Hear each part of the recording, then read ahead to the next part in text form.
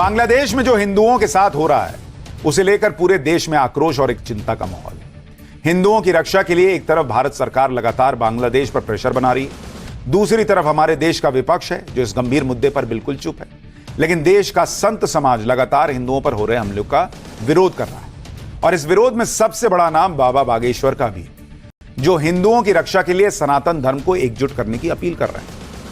बांग्लादेश में आज किस तरह के हालात हैं इसके बारे में आगे आपको विस्तार से एक चैप्टर दिखाने वाला हूं, लेकिन उससे पहले बाबा बागेश्वर किस तरह इस गंभीर मुद्दे पर दुनिया भर के हिंदुओं को जागरूक कर रहे हैं, पहले यह देखिए।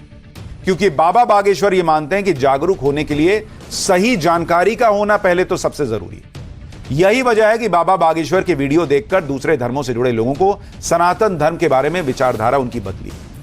आपको जानकर हैरानी होगी कि बाबा बागेश्वर की बातें सुनकर कई लोगों ने सनातन धर्म अपना लिया। इसमें एक महिला तो सनातन धर्म अपनाने के लिए बांग्लादेश से आ गई। आगे बढ़ने से पहले आपको बाबा बागेश्वर की दरबार की एक झलक दिखाता हूं, उसके बाद उस शख्स से भी मिलवाऊंगा जिसकी गर्दन काटने के लिए 5 करोड़ का इनाम रखा है, लेकिन वो बागेश्वर धाम पहुंच गया।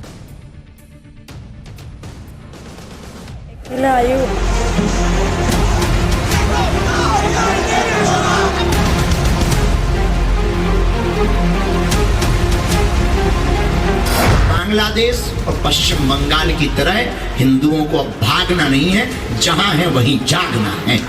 9% मुस्लिम है, 1% हिंदू है। 1% वहाँ हिंदू। पर प्रश्न ये उठता है कि बांग्लादेश के हिंदू तो भारत में आकर के शरण ले लेते, पर और मेरे ऊपर 5 करोड़ गर्दन काटने का इनाम भी महाराज जी मुसलमानों ने रखा। कुछ दिन पहले बाबा बागेश्वर के दरबार में जितेंद्र नारायण सिंह त्यागी पहुंचे। कुछ समय पहले तक जितेंद्र त्यागी की पहचान वसीम रिजवी के नाम से थी और यह शिया वक्फ बोर्ड के पूर्व चेयरमैन रह चुके। लेकिन पिछले कुछ समय से वसीम रिजवी की जिज्ञासा सनातन धर्म को लेकर बढ़ने लगी और इससे यह बहुत प्रभावित हुए। इसके बाद वसीम रिजवी ने इस्लाम छोड़ा और सनातन धर्म को अपना लिया और जितेंद्र त्यागी बन गए। इन्होंने ऐसा क्यों किया, इसके बारे में इन्होंने बाबा बागेश्वर के दरबार में आकर जो बातें बताई उसे सुनकर आप भी हैरान रह जाएंगे। आज बागेश्वर धाम सरकार में मुझको आने का मौका मिला, एक नई ऊर्जा। मैं खुले दिल से बात ये बता दूं कि मैं महाराज जी को टीवी पे देखता रहता था, जब भी इनके प्रोग्राम आते थे मैं बड़े उससे देखता था, लेकिन मैं ये उम्मीद में था कि मैं कैसे यहाँ पे पहुंच जाऊं, कैसे बुलावा आ जाए। इस पिक्चर के माध्यम से ही बाबा ने हमको बुला लिया, महाराज जी ने बुला लिया, मेरी जिंदगी सफल हो गई। क्योंकि जब मैं इस्लाम में भी था तब भी एक लड़ाई का एक माहौल था, हमेशा विचारधारा से मेरी लड़ाई थी और मेरे ऊपर 5 करोड़ गर्दन काटने का इनाम भी महाराज जी मुसलमानों ने रखा। उसके बाद भी मैं डरा नहीं, उनकी विचारधारा से लड़ता रहा, ये बात कहता रहा कि काफिर कहकर किसी को मारना गुनाह है। ये तुम जो कहते हो किसी को, गैर मुसलमानों को काफिर और उनके लिए कत्ल का फतवा देते हो, ये इस्लाम नहीं है। जितेंद्र त्यागी उर्फ वसीम रिजवी, जो पहले वसीम रिजवी थे अब जितेंद्र त्यागी हो गए, उनकी बात सुनने के बाद बाबा बागेश्वर ने बांग्लादेश में हिंदुओं पर हो रहे अत्याचारों को लेकर एक बहुत बड़ी बात कही। क्योंकि बांग्लादेश के कट्टरपंथी वहां के हिंदुओं को काफिर समझकर उनके साथ हिंसा कर रहे हैं, जबकि इस्लाम के जानकार कई बार कह चुके हैं कि इस तरह की हिंसा करना पूरी तरह इस्लाम के खिलाफ है। लेकिन इसके बाद भी हिंदुओं पर हिंसा हो रही। बाबा बागेश्वर का बयान सुनिए। हमारे यहां तो कई नेता नहीं बोल पाते, लेकिन बाबा बागेश्वर खुलकर बोल रहे हैं। इसके बाद बांग्लादेश से आई मुस्लिम महिला ने बाबा बागेश्वर से क्या कहा कि हर कोई हैरान रह गया, वो भी दिखाऊंगा। इन्होंने इस्लाम में ही जन्म लिया और इस्लाम को छोड़कर, जिसमें जन्म लिया उसको छोड़कर सनातन धर्म में जब पुनर्जन्म लिया, तो ये मान लीजिए सनातन धर्म कितना बड़ा है, इसकी शाखाएं कितनी विशाल हैं। निश्चित रूप से ये हम सबको जगाने के लिए ही बात कर रहे हैं। तो अब हिंदुओं को जागना है, भागना नहीं है, और हमको अब बांग्लादेश और पश्चिम बंगाल की तरह हिंदुओं को अब भागना नहीं है, जहां है वहीं जागना है। बड़ी बात कह रहे हैं बाबा बागेश्वर कि भागना नहीं है, हिंदू को जागना है।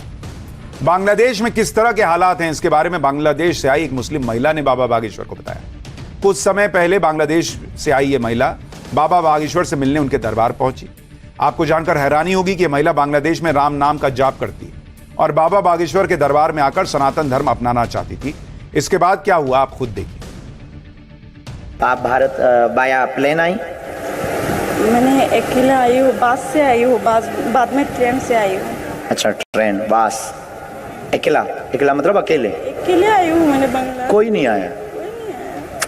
तो वहाँ सनातन धर्म को मानते हैं लोग? नहीं मानते हैं। 99% मुस्लिम है, 1% हिंदू है। 1% वहाँ हिंदू। तो आप कितने दिन से देख रहे हैं यूट्यूब चैनल पर हमको? 7 महीने से। माइक आप नजदीक कर सकते हैं। 6-7 महीने से। 6-7 महीने से आप यूट्यूब पर देख रहे हैं। हाँ। तो आपने ऐसा क्या समझा और ऐसा क्या माना कि सनातन धर्म में हमें जाना चाहिए? क्योंकि हम जब आपका देखती थी ना, नजदीक कर लो माइक। हाँ। हमका वीडियो देखती थी तब हमको लगता था कि अच्छा है, हमको अच्छा लगती थी। तब बाद में हम राम नाम जब से जप करना शुरू किया, मुझे इतना सुकून मिलता था कि मैंने बता नहीं सकती। मैं रोज राम नाम का जप करती हूँ बहुत। हमारे वीज़ा भी नहीं हो रही थी। मेरे वीज़ा नहीं हो रही थी। 2 दिन गया, नहीं हुआ। बाद में जब मैंने बोला गुरुजी आप मुझे नहीं बुला रहे हो तो मैं नहीं जाऊंगी, आज से आपको नहीं देखूंगी भी नहीं। सुबह मैंने बाहर गया, एक बानर का दर्शन हो गया। वो मुझे ऐसे देख रही थी क्योंकि कितना वर्षों का परिचय है हमारा, तभी वीज़ा हो गया मेरी। बांग्लादेश में हिंदुओं पर हो रहे अत्याचारों को लेकर बाबा बागेश्वर लगातार विरोध कर रहे हैं। उनकी मांग है कि बांग्लादेश के हिंदुओं को भारत में शरण दी जाए ताकि उनकी रक्षा हो सके। बाबा बागेश्वर का कहना है कि जिस तरह यहूदियों के लिए इजराइल है, उसी तरह हिंदुओं के लिए भारत को हिंदू राष्ट्र होना चाहिए। सुनिए। पर प्रश्न ये उठता है कि बांग्लादेश के हिंदू तो भारत में आकर के शरण ले लेंगे, पर कल यही मुद्दा, यही स्थिति परिस्थिति भारत में उठेगी तो भारत का हिंदू कहां जाएगा? हिंद महासागर या अटलांटिका या फिर हिमालय जाएगा? लोग हमसे कहते थे कि आप हिंदू मुसलमान करते, और सच ये है कि हम हिंदू मुसलमान नहीं करते। हमने समय से पहले भारत के हिंदुओं को जगाने की कोशिश की तो आपने हमारा विरोध किया। पर आज तुम्हारी आंखों के सामने, आज तुम्हारी मीडिया ही, आज आपकी ही वह सोशल मीडिया के मोबाइल पर वो वीडियो आ रहे हैं जिसमें चिघाड़ रहे हैं हिंदू, और एक विशेष संप्रदाय के मंदिरों पर, वहां के इस्कॉन मंदिर पर इसलिए जलाया गया क्योंकि वो हिंदुत्व का और सनातन का प्रचार कर। हम किसी भी मजहब के खिलाफ नहीं, भारत में सबको रहने का अधिकार है। बाबा बागेश्वर को लेकर पूरी दुनिया में बड़ा क्रेज है।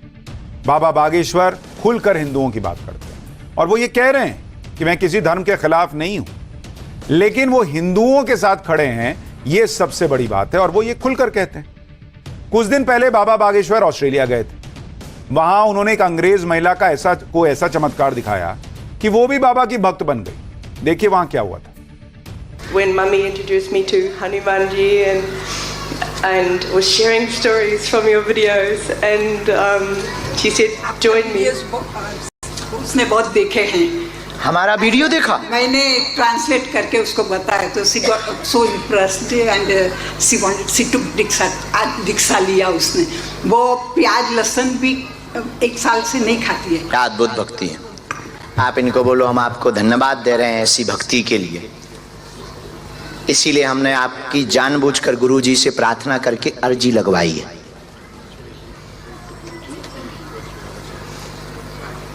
He listens. वो पूछ रही है, वो सुनते हैं।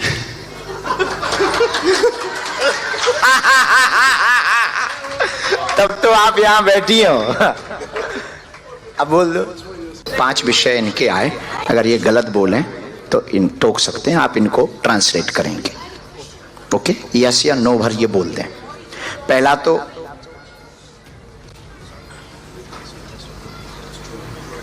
ओके, आप ट्रांसलेट करते जाना।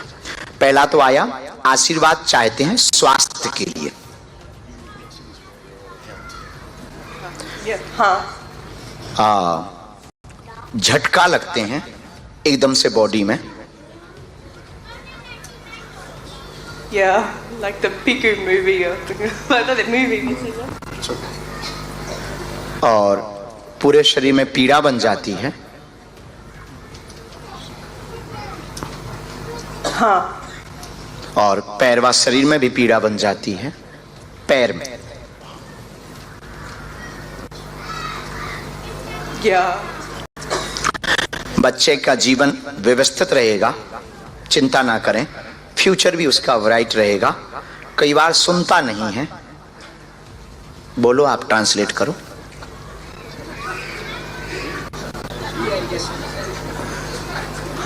Yes, that is true. Yes. True? नखटा तू भी बोल रहा है, वो लड़का ही बोल रहा है ट्रू। हाँ, पूरा फैमिली एक रहे, सब पर कृपा रहे, ऐसा। Yes. फोर्थ विषय आया व्यापार को लेकर।